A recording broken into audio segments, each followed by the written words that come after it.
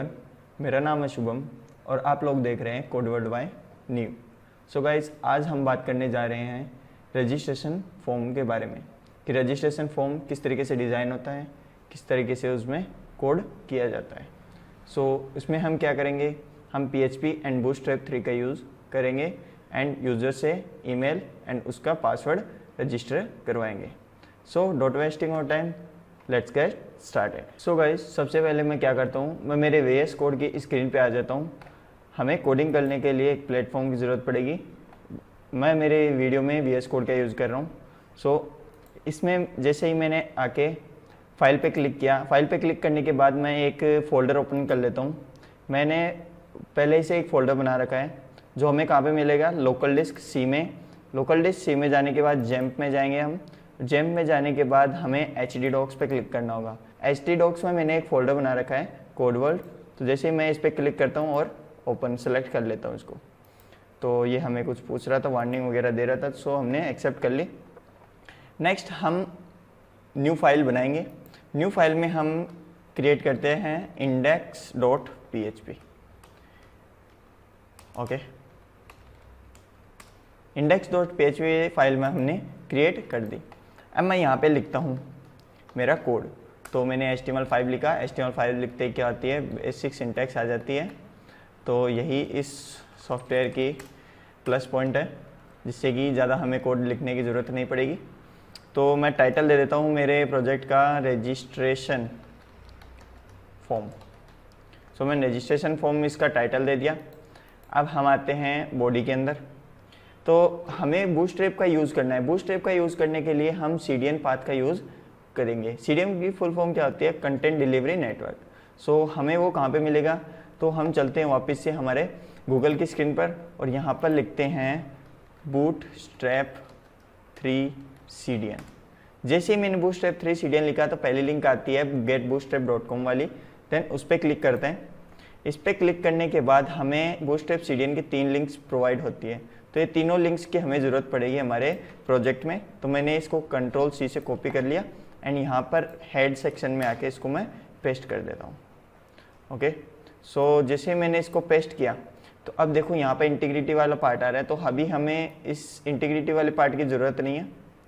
तो इंटीग्रिटी वाले तीनों लाइन्स में से पार्ट को हटा देता हूँ। तो मैं इसको मल्टीपल सेलेक्ट करता हूँ। और मल्टीपल सेलेक्ट किस तरीके से करते हैं, VS कोड के अंदर Ctrl+D से। किससे करते हैं, Ctrl+D से। सो क्रॉस ओरिजिन को भी मैं क्या कर देता हूँ, हटा देता हूँ। हमें इन दोनों की ज़रूरत नहीं है। अब मैं इसको थोड़ा सा रीअरेंज कर लेता हूँ। अब मैं बॉडी के अंदर आता हूँ। बॉडी के अंदर आने के बाद हमारा मेन कोड यहाँ से शुरू होगा।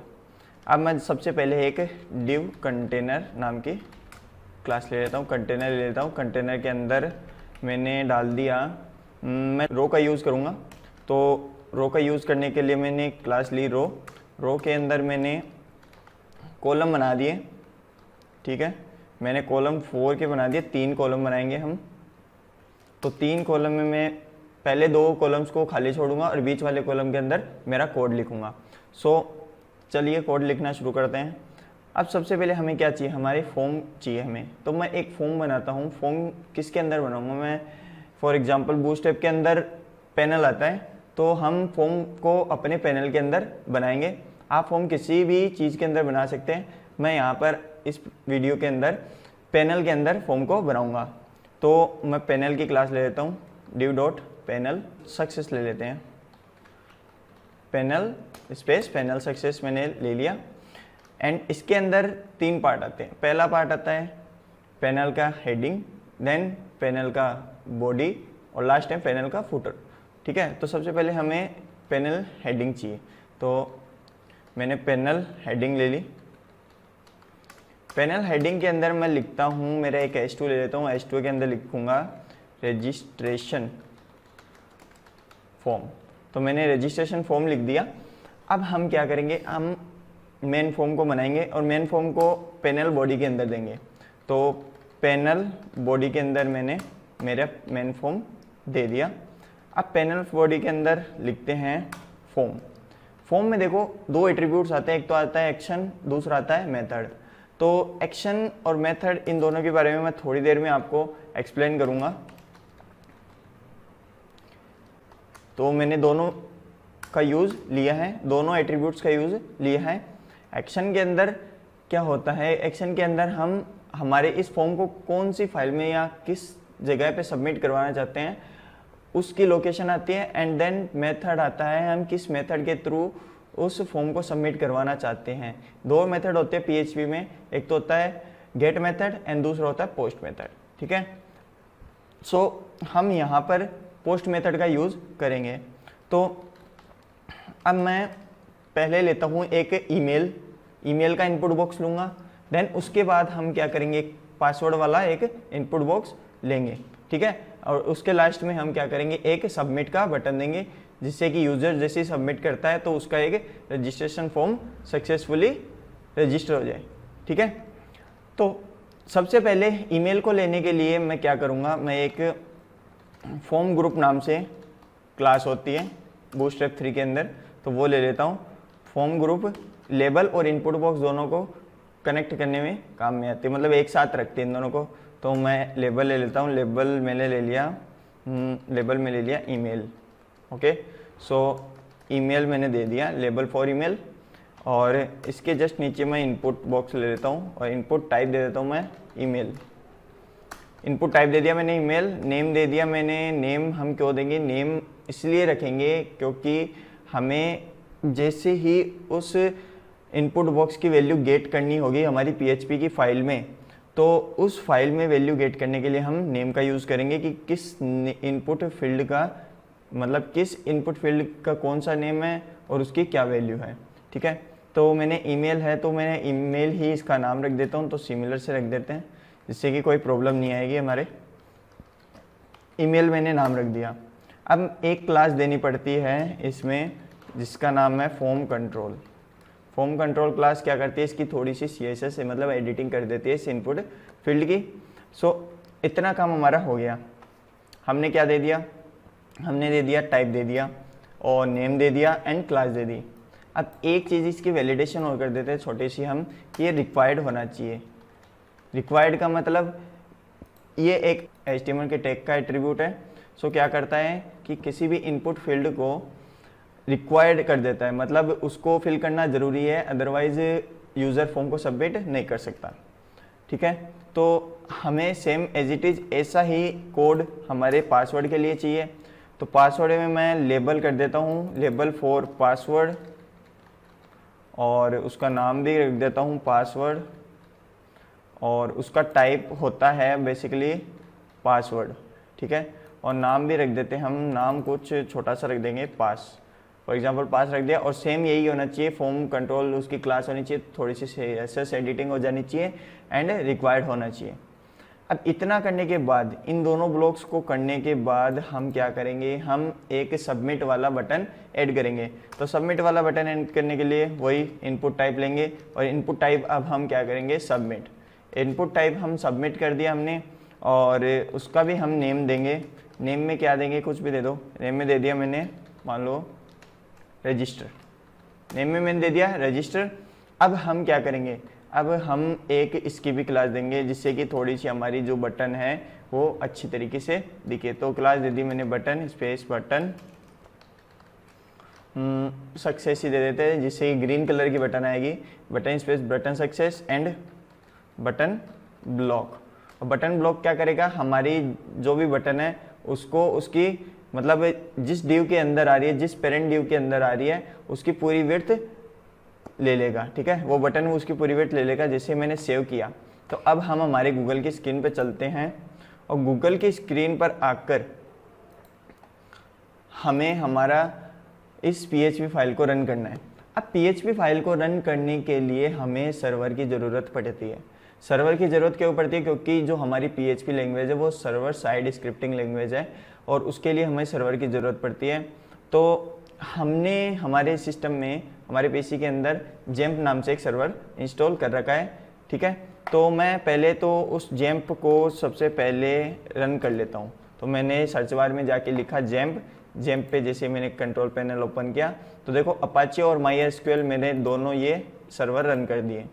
अब मैं यहाँ पर आकर लिखता हूँ लोकल होस्ट, क्या लिखते हैं, लोकल होस्ट लिखने के बाद स्लैश लगाएंगे, स्लैश लगाने के बाद हम हमारे फोल्डर का नाम देंगे। हम हमारे फोल्डर का नाम क्या रखा था हमने, कोड वर्ल्ड। तो जैसे मैंने कोड वर्ल्ड लिखा तो देखो ये हमारा जो हमने अभी अभी पैनल के अंदर बनाया था ये हमारी पैनल की हेडिंग हो गई। ये हमने दो उसके वो दिए थे क्या, इनपुट फील्ड्स, ये हमने लेबल दिए थे और ये हमने बटन दी थी ब्लॉक, बटन ब्लॉक दिया था। बटन ब्लॉक से क्या हुआ, वो उतनी पूरी विड्थ उसने गेन कर ली। सो अब हमें इसके अंदर डाटा फिल करवाना है। अब देखो अब यहाँ पे एक प्रॉब्लम आ रही है, जैसे मैं ईमेल पर क्लिक करता हूँ तो ये ईमेल वाले मतलब पहले से सजेशन देने लगता है, तो हमें ये सजेशंस नहीं चाहिए। तो इसको हटाने के लिए हम क्या कर सकते हैं, इसको हटाने के लिए वैसे ही मैं वापस इनपुट टाइप में जाऊँगा। ईमेल के लिए मैंने लिख दिया auto complete equals two of. जैसे मैंने ऑटो कंप्लीट ऑफ किया तो अब देखना अब कोई भी सजेशंस नहीं आएंगे। ये देखो मैं कितनी बार क्लिक कर रहा हूँ कोई भी सजेशन नहीं आ रहा है, मतलब ये हमारी थोड़ी सी सिक्योरिटी के लिए इंपॉर्टेंट है। सो मैंने पासवर्ड वाला दे दिया। अब देखो मैं सबमिट जैसे करता हूँ तो यहाँ पर वार्निंग आती है कि please fill out this field, मतलब इस फील्ड को फिल करना ज़रूरी है, कंपलसरी है। इसको भी जैसे फॉर एग्जाम्पल मान लो ये कर दिया। अब देखो ये ईमेल वाला मतलब ये हमने टाइप दिया था ईमेल और इसमें हम ईमेल टाइप ही नहीं कर रहे, तो ये क्या वार्निंग दे रहा है कि आप ईमेल टाइप करो ना कि कुछ भी, ठीक है, कुछ भी मत टाइप करो, उसकी जगह ईमेल टाइप करो, ठीक है, तभी आपका फॉर्म सबमिट होगा। अब हम देखो हमने इसकी वैल्यू भी सेट करते हैं। हमें यहाँ पे मान लो हमारी बटन पे क्या लिखा हुआ है, सबमिट लिखा हो रहा है, बट हम इसको सबमिट नहीं करना चाहते तो हम इसकी वैल्यू चेंज करेंगे। वैल्यू में हम दे देंगे रजिस्टर जैसे मैंने दिया तो इसकी यहाँ पे वैल्यू चेंज हो गई। देखो सबमिट की जगह ये क्या हो गया, रजिस्टर हो गया। सो अब हमें क्या करना है, हमें इसकी PHP की कोडिंग करनी है। हमारा जो HTML या बूटस्ट्रैप का काम था वो तो इतना ही था। अब हमें क्या करनी है, हमें करनी है इसकी PHP की कोडिंग। सो PHP की कोडिंग भी हम इसी फाइल के अंदर करेंगे। मैंने आपको स्टार्टिंग में बताया था कि एक्शन में क्या वैल्यू देते हैं। एक्शन में हम इस फॉर्म को जैसे ही हम कमांड देंगे कि जैसे ही रजिस्टर बटन पे क्लिक हो, जैसे ही रजिस्टर बटन पे क्लिक हो तो क्या हो जाना चाहिए, ये फॉर्म सबमिट हो जाना चाहिए। कौन सी फाइल में, जिसमें हमने एक्शन में जो फाइल का नाम दे रखा है, जो फाइल का पाथ दे रखा है, उस फाइल के अंदर सबमिट हो जानी चाहिए। और मेथड के अंदर क्या देंगे, हम उस किस मेथड के थ्रू उसको सबमिट करवाना चाहते हैं, गेट और पोस्ट। तो हम यहाँ पर पोस्ट मेथड के थ्रू इसको सबमिट करवाएंगे और हम हमारी इसी फाइल के अंदर, इंडेक्स वाली फाइल के अंदर ही हमारा कोड लिखेंगे। सो इसके लिए PHP के अंदर एक स्पेशल फंक्शन आता है, मतलब ग्लोबल वेरिएबल आता है $_server। तो $_server मैंने लिया। $_server के अंदर क्या लिखेंगे, इसके अंदर लिखेंगे PHP self। क्या लिखेंगे, PHP_self। ये $_server ये हमारा ग्लोबल वेरिएबल होता है जो क्या बताता है, जिस फाइल में हम हैं अगर उस फाइल में कोई फॉर्म है तो उसको अगर हमने सबमिट कर दिया तो वो उसी फाइल के अंदर उसका कोड मतलब लिखा हुआ होगा, ठीक है।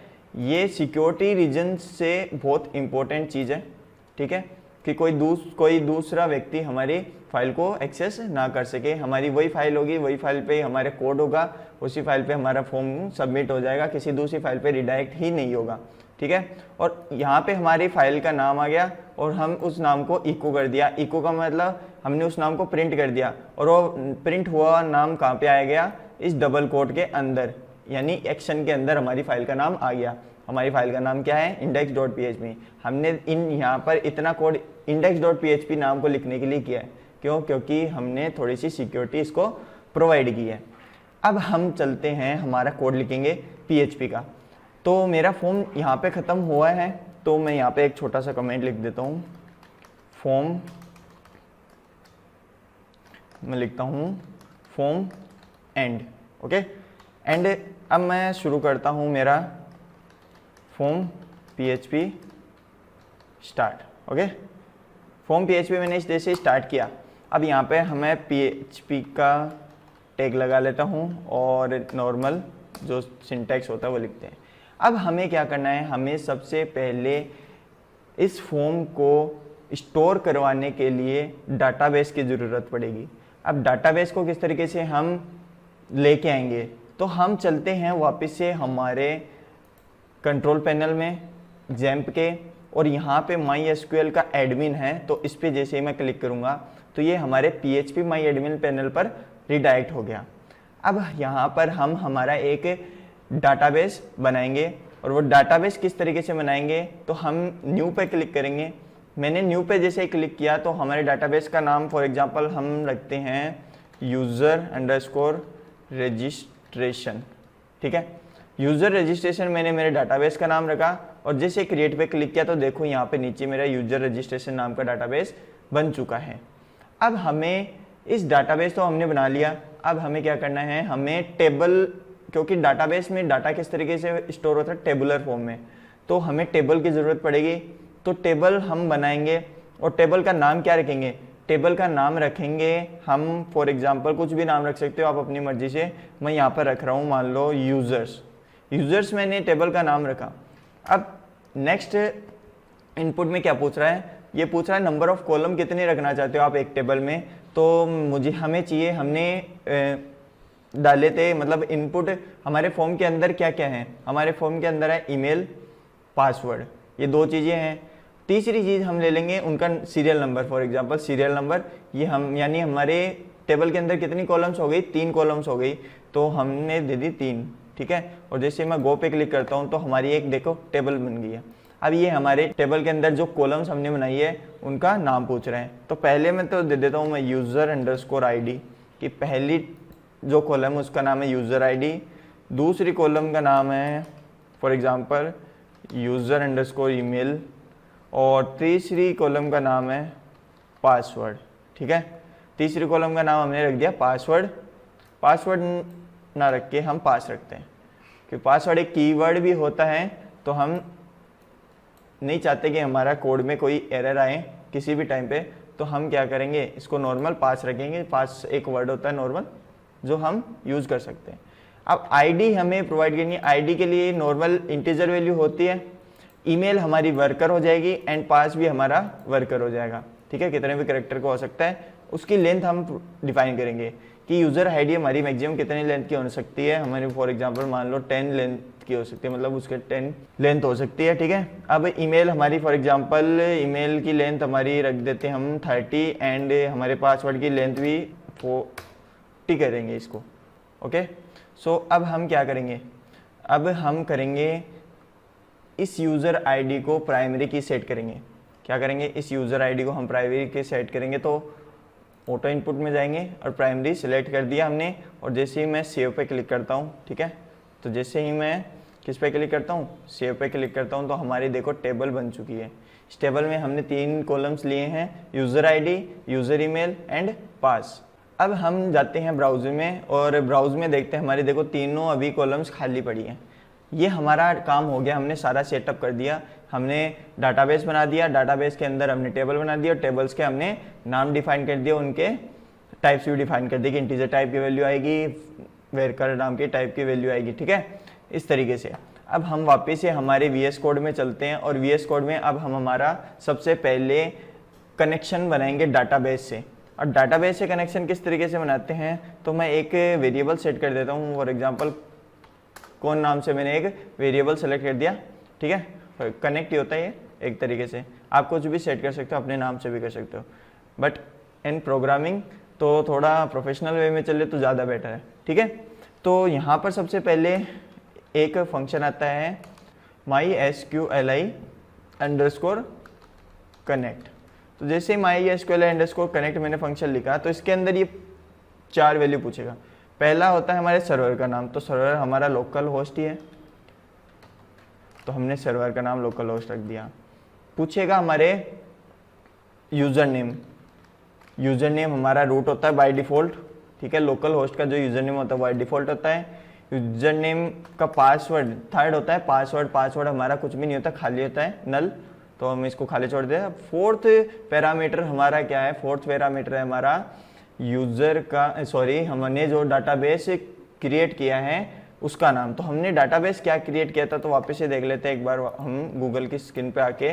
हमने डाटाबेस क्रिएट किया है यूज़र रजिस्ट्रेशन, तो यूज़र रजिस्ट्रेशन हमने यहाँ पे वैल्यू दे दी यूज़र अंडरस्कोर रजिस्ट्रेशन, ठीक है। और अब हम यहाँ पे एक डाई फंक्शन लगा देते हैं। डाई फंक्शन क्या काम होता है कि अगर हमारा स्टार्टिंग जो इससे डाई फंक्शन से पहले लिखा हुआ कोड है वो रन नहीं करता है तो डाई फंक्शन रन कर जाएगा, और डाई फंक्शन रन करने के बाद क्या होगा, इसके आगे का जितना भी कोड है वो रन नहीं होगा। तो हम यहीं पे हमारी एरर पता चल जाएगी डाटाबेस कनेक्ट हुआ है या नहीं हुआ।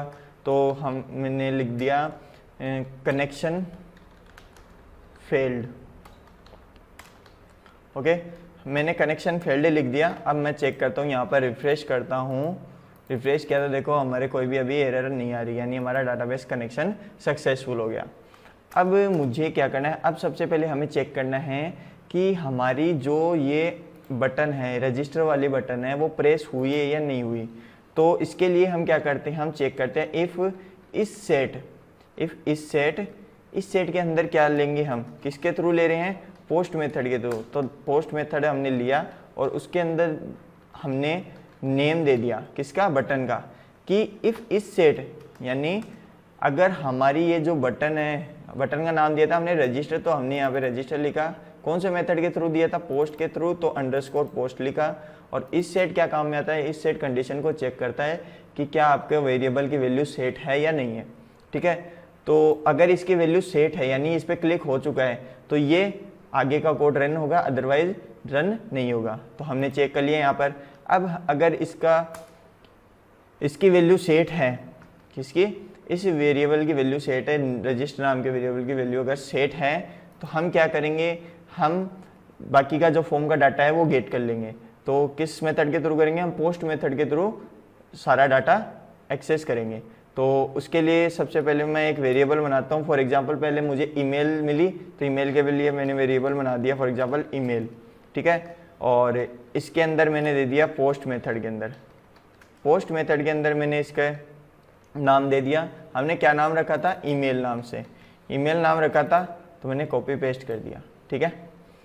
अब एक छोटी सी चीज़, अगर हम डायरेक्ट लेंगे तो हमारा जो फॉर्म है वो हैक हो सकता है, यानी कोई भी हैकर इजीली हमारे फॉर्म को हैक कर सकता है, क्योंकि हमने हमारा जो डाटा यूज़र ने प्रोवाइड करवाया है हमें, वो क्या हो जाएगा, वो सीधा ओपन रहेगा, मतलब उसके कोई सिक्योरिटी नहीं आएगी। किस तरह की सिक्योरिटी, जैसे हमारे HTML के जो स्पेशल कैरेक्टर्स हैं PHP के अंदर, उसी तरीके से हमारे जो MySQL है, MySQL का जो डाटाबेस है, उसके लिए उसमें वैल्यू स्टोर करवाने के लिए, मतलब उसकी सिक्योरिटी के लिए क्या होता है, एक फंक्शन आता है जिसका नाम है MySQLi रियल एस्केप स्ट्रिंग। ये फंक्शन क्या करता है, इसके अंदर दो पैरामीटर आते हैं। पहला पैरामीटर होता है डाटाबेस का कनेक्शन हुआ या नहीं हुआ, तो हमने कौन नाम से वेरिएबल में स्टोर करवाई थी कि कनेक्शन हुआ नहीं हुआ, तो हमने कौन दे दिया, $कौन। दूसरा है कि पैरामीटर उस ईमेल के अंदर आप क्या स्टोर करवाना चाहते हो, तो हमने $_ पोस्ट दिया, और पोस्ट के अंदर हमने ईमेल नाम का जो हमारा नेम है उस इनपुट फील्ड का वो दे दिया। तो ये MySQLi real escape string function क्या काम में आता है, ये हमें सिंपल हैकिंग से बचाने काम में आता है। मतलब ये जो हमने यूजर ने ईमेल प्रोवाइड किया है उसको अलग यूनिक कोड में बदल देगा और हमें इजीली वो अंडरस्टैंडेबल नहीं होगी। अब मुझे सेम एक और वेरिएबल चाहिए, कौन सा वेरिएबल चाहिए, पासवर्ड भी तो हमें स्टोर करवाना है, तो पासवर्ड के लिए मैं $pass नाम से एक वेरिएबल बना लेता हूँ और सेम वही काम करूँगा, MySQLi real escape string. Real escape string में सेम वही, पहला क्या आता है, डाटाबेस का कनेक्शन प्रोवाइड करना है, देन वैल्यू स्टोर करवानी है। वैल्यू किस तरीके से गेट करेंगे, पोस्ट मेथड के थ्रू, और पोस्ट मेथड के अंदर हमने यहाँ पे लिखा है पास, क्या लिखा है हमने, पास लिखा है, और पास मैंने यहाँ पे स्टोर करवा दिया। अब मैंने आपको यहाँ पर बताया था, कहाँ पर, हमारे डाटाबेस के अंदर टेबल बनाते वक्त बताया था कि जो हमने पास की जो लेंथ ली थी वो 40 कैरेक्टर्स की ली थी, ठीक है। 40 कैरेक्टर्स की क्यों ली थी, क्योंकि हम एक यहाँ पर एक सिक्योरिटी, मतलब पासवर्ड, खासकर वो पासवर्ड्स के लिए आती है कि नॉर्मल पासवर्ड स्टोर ना करवा के हम उसको यूनिक कोड्स में बदल देंगे और वो जो यूनिक कोड है हमारा वो कहाँ पर स्टोर होगा, वो हमारे डाटाबेस के अंदर स्टोर होगा। तो उसके लिए मैं MD5 उसके लिए मैं क्या करता हूँ, एक MD5 फंक्शन का यूज़ करूँगा। MD5 फंक्शन हमारा क्या करेगा, MD5 फंक्शन हमारे इस जो पास की जो वैल्यू है उसको यूनिक कोड में बदल देगा और जो यूनिक कोड है वो डाटाबेस में जाकर स्टोर हो जाएगा। ये इतना काम हमने कर लिया। इतना काम किस लिए किया है, हमने दोनों जो इनपुट बॉक्सेस में वैल्यू हम यूजर ने प्रोवाइड की थी वो दोनों हमने गेट कर ली। अभी तो हमने गेट ही की है। अब हम कंडीशंस लगाएंगे कि पहली कंडीशन लगाएंगे हम क्या, पहली कंडीशन हम SQL कमांड लगाएंगे। कौन सी कमांड लगाएंगे, SQL कमांड लगाएंगे। और SQL कमांड के अंदर क्या देखेंगे कि देखेंगे कि यूज़र ने पहले से ही वो ईमेल स्टोर करके रखी है या कोई नया यूज़र है वो ईमेल स्टोर कर रहा है। तो पहले से ही डाटा उसमें डाटाबेस में स्टोर है, उसको चेक करने के लिए हम सेलेक्ट क्वेरी का यूज़ करते हैं। तो मैंने लिखा सेलेक्ट स्टार फ्रॉम, हमने टेबल का नाम क्या रखा था, यहाँ पर टेबल का नाम पूछ रहा है, कहाँ कौन सी टेबल से आप चेक करना चाहते हो, तो हमने टेबल का नाम रखा था यूजर्स। तो मैं यहाँ पर आता हूँ, वापस से लिखता हूँ select star from users. Okay, so select star from users लिख दिया तो यहाँ से क्या आ जाएगा, मतलब सारा डाटा हमारा आ जाएगा। ठीक है, सेलेक्ट स्टार फ्रॉम यूजर्स और वेयर हम अब हमें कंडीशन लगानी पड़ेगी। कंडीशन क्या लगाएंगे कि चेक करेंगे कि जो यूजर्स के अंदर यूज़र ईमेल नाम का कॉलम है उसमें जो वैल्यू सेट हो रखी है, क्या वो वैल्यू हमारे जो नए यूज़र ने प्रोवाइड करी है वो दोनों मैच करती है या नहीं करती। तो उसके लिए क्या करेंगे, चेक करेंगे कि where user underscore email is equal to, क्या हमारी जो यूज़र की ईमेल वाला कॉलम है उसके अंदर is equal to dollar email, यानी ये वाली वैल्यू जो हमने यूज़र से गेट की है वो दोनों इक्वल यानी मैच करती है या नहीं करती। अगर वो करती है तो हम क्या करेंगे, पहले तो हम इस SQL को मतलब रन करवाएंगे। तो MySQLi अंडरस्कोर क्वेरी से मैंने इसको रन करवाया। पहला पैरामीटर होता है डॉलर कॉन, दूसरा होता है SQL की वैल्यू। ठीक है, कि मतलब SQL जो आपने क्वेरी लिखी है वो यहाँ पर लिखनी पड़ती है। अब इफ़ अगर ये कंडीशन रन हो गई तो हम एक अलर्ट नाम से फंक्शन आता है। ठीक है, अलर्ट के अंदर मैंने लिख दिया यूज़र ईमेल ऑलरेडी एग्जिस्ट। ठीक है, कि यूज़र ने जो ईमेल प्रोवाइड करी है वो ऑलरेडी एग्जिस्ट करती है। ठीक है, अब ये नॉर्मल अलर्ट ऐसे रन नहीं होगा, हमें इसको इको करवाना पड़ेगा। सो इको लिखा मैंने और इको के अंदर हमें स्क्रिप्ट देनी पड़ेगी। स्क्रिप्ट के अंदर अब हम अलर्ट का यूज़ कर सकते हैं और ये सारी कहानी हम किसके अंदर लिखेंगे, सिंगल कोड के अंदर। ठीक है, क्योंकि मैंने यूज़र ईमेल ऑलरेडी एग्जिस्ट के बाहर क्या यूज़ किया, डबल कोड, तो हम बाहर की तरफ क्या यूज़ करेंगे, सिंगल कोड। तो इतना काम तो हमने कर दिया। हमने चेक कर लिया कि क्या यूज़र ने जो ईमेल प्रोवाइड करी है वो डाटाबेस में पहले से स्टोर है या नहीं है, तो वो चेक कर लिया हमने इस कंडीशन, इस SQL कमांड के थ्रू। और उसको जैसे ही अगर ये कमांड हमारी रन हो जाती है, रन होने का मतलब अब यहाँ पे हाँ एक छोटी सी प्रॉब्लम है। पहले हम इस जो हमारी वैल्यू आई है, मतलब जो हमारी कमांड आई है उसके अंदर इसका रिजल्ट लेंगे। रिजल्ट में है हम ये MySQLi क्वेरी लगाएंगे। MySQLi क्वेरी क्यों लगाएंगे, तो देखना MySQLi जो क्वेरी हमारी रन हुई है, अगर ये रन हो जाती है तो उसका डाटा किसके अंदर आ जाएगा, रिजल्ट के अंदर आ जाएगा। ठीक है, अब चेक करेंगे कंडीशन। कंडीशन क्या चेक करेंगे कि हम बोलेंगे कि if MySQLi underscore num rows. MySQLi num rows का मतलब क्या हुआ कि अगर इस PHP के कंपाइलर को उस डाटाबेस में एक भी रो मिल गई जो यूज़र की ईमेल से मैच करती है, तब हमें क्या हो जाना चाहिए, हमारे ये मैसेज प्रिंट हो जाना चाहिए कि यूज़र ऑलरेडी एग्जिस्ट। मतलब यूज़र ईमेल ऑलरेडी एग्जिस्ट। अगर ऐसा नहीं होता तो हम एल्स पार्ट में चलेंगे। किस पार्ट में चलेंगे? एल्स पार्ट में चलेंगे। और एल्स पार्ट में मैं अगर ऐसा नहीं होता तो हमारा इसका मतलब वो यूज़र न्यू यूज़र है, और न्यू यूज़र है तो हम न्यू यूज़र को इंसर्ट करवा देंगे। तो उसके लिए इंसर्ट क्वेरी का यूज़ करेंगे। तो इंसर्ट इनटू यूज़र्स, ठीक है। उसके अंदर क्या क्या वैल्यू स्टोर करवाएंगे हम? पहली वैल्यू है हमारी यूज़र ईमेल, कोमा दूसरी वैल्यू हमारी पास, ठीक है। और उसकी वैल्यूज़ क्या हैं? उसकी वैल्यूज़ हमने दी हैं, पहली तो है हमारी dollar email and next second value है हमारी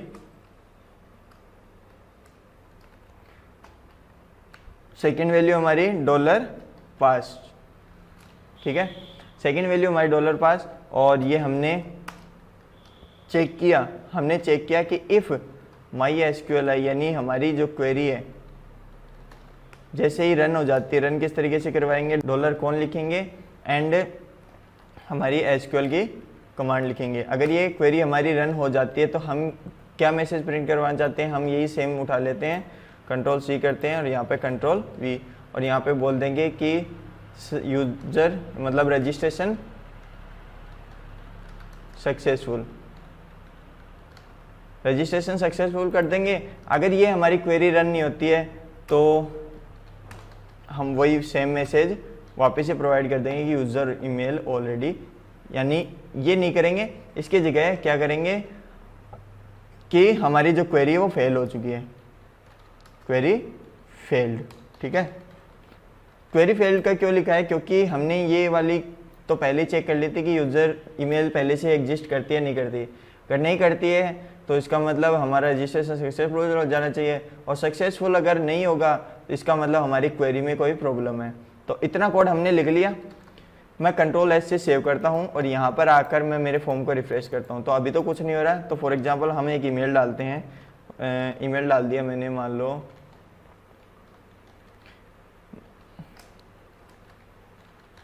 ये वाला empirej50@gmail.com, और पासवर्ड रख दिया मैंने फॉर एग्जांपल एडमिन रखते ही मैंने रजिस्टर पे जैसे ही क्लिक किया तो हमारे एक एरर आ रही है। क्या एरर आ रही है? बोल रहा है call to undefined function MD. Normal MD लिखा है देखो हमने, और एमडी लिखा है तो एमडी कोई फंक्शन नहीं होता, MD5 एक फंक्शन होता है, ठीक है। तो ये प्रिंटिंग मिस्टेक है, तो MD5 फंक्शन होता है। अब हम वापस से रिफ्रेश करते हैं इसको, कंटिन्यू। ये देखो रजिस्ट्रेशन सक्सेसफुल, यानी हमारा जो रजिस्ट्रेशन वो सक्सेसफुल हो चुका है। वापस से करते हैं empirej50@gmail.com और वापस से वही पासवर्ड रखते हैं। ये देखो यूज़र ईमेल ऑलरेडी एग्जिस्ट, यानी हमारा जो डाटाबेस है उसके अंदर empirej50 नाम की ईमेल रजिस्टर हो चुकी है। तो देखो यहाँ पे ये हमारी empirej50 नाम की ईमेल है वो रजिस्टर हो चुकी है। अब देखो यहाँ पर हमने एडमिन लिखा था नॉर्मल पासवर्ड, लेकिन हमारे डाटाबेस में किस तरीके का सेव हो रहा है? MD5 फंक्शन ने कन्वर्ट कर दिया उसको यूनिक कोड्स में, ठीक है। तो ये हमने कर दिया। अब वापस से हम नया डाटा स्टोर करवाते हैं। फॉर एग्जांपल हमने कर दिया कुछ भी रख सकते हैं, सचिन d@gmail.com, और पासवर्ड रख दिया हमने फॉर एग्जांपल नॉर्मल पासवर्ड रखा है। जैसे रजिस्टर पे क्लिक करता हूँ तो पॉपअप बॉक्स आ गया, हमारा अलर्ट बॉक्स आ गया, रजिस्ट्रेशन सक्सेसफुल, ओके कर दिया, यानी हमारा रजिस्ट्रेशन सक्सेसफुल हो चुका है। ब्राउज पे क्लिक करते हैं, देखो सचिन d@gmail.com, हमारा पासवर्ड नॉर्मल था, नॉर्मल पासवर्ड को इसने बदल दिया, ठीक है। तो आज का हमारा लेक्चर यही था। हमने रजिस्ट्रेशन फॉर्म अच्छी तरीके से बना लिया है। इसकी वैलिडेशंस जावास्क्रिप्ट के थ्रू होगी। जावास्क्रिप्ट के थ्रू वैलिडेशंस को मैं आगे आने वाले वीडियोस में अच्छी तरीके से एक्सप्लेन करूंगा। आई होप आपको ये वीडियो अच्छा लगा होगा। अगर आपको किसी भी चीज़ से रिलेटेड अगर कोई भी डाउट है तो आप नीचे कमेंट बॉक्स में कमेंट कर सकते हैं। So thank you.